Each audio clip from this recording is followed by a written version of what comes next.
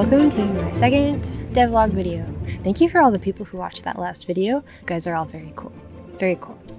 Obviously, I didn't hit my deadline. But I guess that's the good thing about deadlines that you set for yourself. You just disappoint yourself and not really a bunch of other people. Though I will say a lot more people watched that video than I was expecting, so I guess I kind of disappointed all those people. Everyone was like, oh yeah, there's always good reasons. Well, it actually had some good reasons.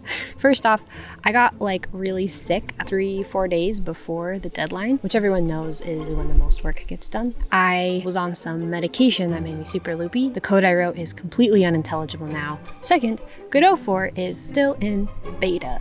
I kind of forgot that in their announcement of Godot 4, they said that there were some issues with the web exports. I definitely ran into that. There's some weird funkiness, like the important parts of the Tilemap are missing, which I think is a regression bug, but also it has a stupidly low frame rate, which makes it completely unplayable. Maybe it's Godot 4, maybe it's me, that's very probable. Maybe it's itch.io's array buffering option thing that's experimental right now. Either way, it's just not going to work out, which just sucks. It's been a month. Here's some of the stuff that I worked on. I got super lost in all the technical nonsense. I tried to make directional lights look nice in a top-down game. In late autumn, shadows get thrown super far because the sun is always low in the sky. I tried to make that work. I messed around with light occluders, light masks. I found a couple recorded bugs with the way that light masks and directional lights work, and I fought with those for a long time. I messed around with the navigation server. I always want to say it's BitBrian, but it's BitBrain. Made an awesome tutorial on how to use the navigation server. The navigation server is Godot's system for making artificial intelligences like enemies navigate around obstacles. Thank you, BitBrain, for the awesome video. It's awesome. Art is like so stupid, and it's awesome. It's stupid. I was inspired by Cult of the Lamb because it's cute and creepy. I spent like way too much time trying to figure out how to make it look good. Too much time is relative because I think I learned a lot, but the buckets of where you should put your time when you are doing game development as a solo dev, I think I spent too much time. One of the things that I struggled with, which was pretty silly, was trying to decide if I needed a mechanic to show where the character was if they were behind trees and stuff. Retrospect, that's obviously not a super important feature to add, but it seemed really important at the time. For all the art I used Procreate, I realized this is probably not the most efficient way. I would make the animations and then airdrop them to my computer and then use a texture packer by this person to make a sprite sheet out of all the stuff and then import that to Godot and then see how it worked in the game, and then if it looks stupid I would do the whole thing over again. Unfortunately, I did that a lot, and that's why it took so long. I know that Sprite is one of the really popular tools. They do pixel art specifically. I've also heard of Krita. It's a free art tool. And there's also Photoshop. All those tools seem like they still have their shortcomings and are a little bit awkward to get to work. So if you have a system for your art asset pipeline that you really like, please tell me. Please tell me. Making enough assets to make a world feel full is really time-consuming. Creating well-balanced art is really hard. I watched Adam C. Eunice videos on creating top-down art, and he had some awesome overarching principles, like make sure that your player is well distinguished from your background, create a lot of noise in places where the player isn't allowed to go, having a color palette, but you don't have to like stick to only 10 colors. You can go a little bit out of that, but just kind of follow the same rules that you're applying when you go to shadows and highlights. And anyway, he does a lot better job explaining it. One of the best tools to make your game look good with minimal effort is canvas modulate. Related to the art is the tile maps. The tile maps for Godot 4 are awesome. They're so awesome. There's like little bugs still, obviously it's in beta. They added layers, scene collections, which allows you to place scenes as tiles, a much more intuitive system for setting up the bit mask. They call it terrains now. I think there's still a little bit of funkiness with it, or maybe I was just setting up the bit masks wrong, but I used those to create like the leaves, and they have really easy Y sorting. Some funky things that I did learn: if you want to get your character to Y sort with everything in the tile map, then your character has to be a child of that tile map.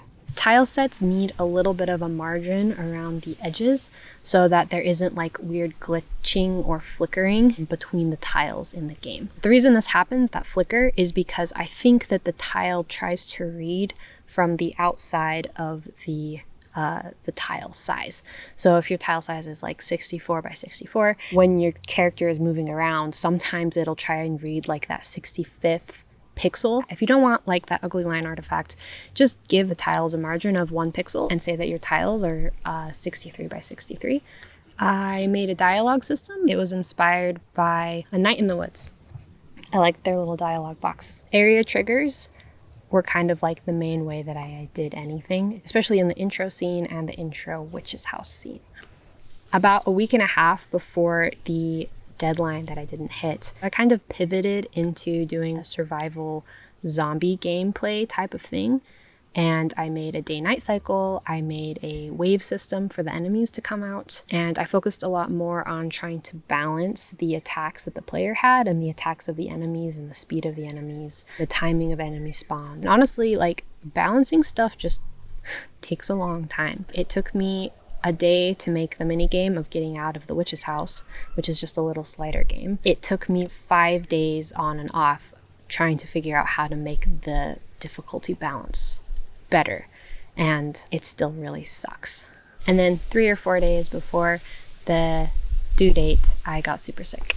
I managed to cram in a menu and a pause menu and some small effects and make some small tweaks here and there. I really thought I was going to be able to get something out like at least on Halloween.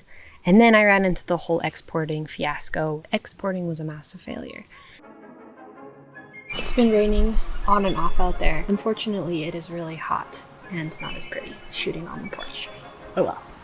Making the game was kind of like a failure, but also a success. It's a failure in that I don't have a game out there or for anybody to try to play, but I think it's a success because I learned a lot of the new features that Godot 4 has. I learned a lot about working on a little bit longer game development loop. I learned that I get super easily distracted and that I need to work on identifying the things that are important to the game and getting those things done first. Mark from GMTK said as much in his videos when he was doing devlogs. When he talked about it, I was like, yeah, duh, you need to focus on the game mechanics and not the storytelling and the art and stuff. But it's a lot harder to understand and apply it in practice than it is to understand it in theory. I struggle pivoting away from concepts that I'm really attached to, like the storytelling mechanics. I was so dedicated to just telling the story that I kept putting off developing the actual spellcasting system, which was the whole point of the game in the first place. I forget what the concept is called when you like sink a lot of time into something. You're never going to get that time back and you just have to like pivot away from it faster. Also the art. I spent like way too long trying to make the art look how I wanted it to.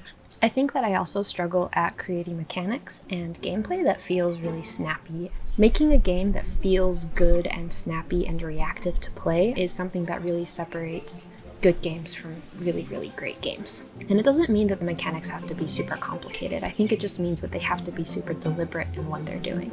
I think maybe the concepts that I bring to games are a little bit all over the place, and so in the execution, they're a little bit all over the place. Someone somewhere said that the best way to get good at making games is to make like 1 million-ish games. So I think I'm going to try and shorten my game development loop again, maybe compete in a bunch more game jams. I think that this idea has potential, so I'm not abandoning it, but I do want to let it rest.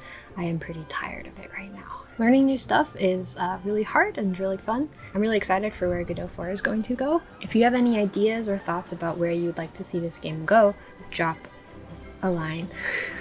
Things don't always go according to plan, but I'm still here. I'm still trying to figure stuff out. Until next time, thanks for watching.